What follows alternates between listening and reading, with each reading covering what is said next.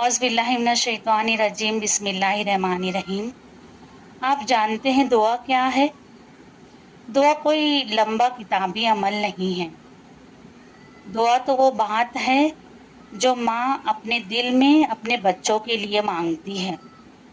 दुआ मजबूर इंसान की आंसुओं में होती है और टूटे हुए दिलों की खामोशी में होती है।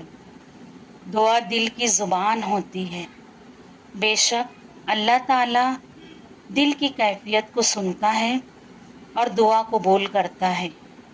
दुआ मोमिन का सबसे बड़ा हथियार है और ये वो ताकत है जो नामुमकिन को मुमकिन में बदल देती है। इसलिए हार ना माने, अल्लाह पर यकीन रखें और हमेशा दुआ मांगते रहें। इंशाअल्लाह आपकी दुआएं ज़रूर कबूल होगी।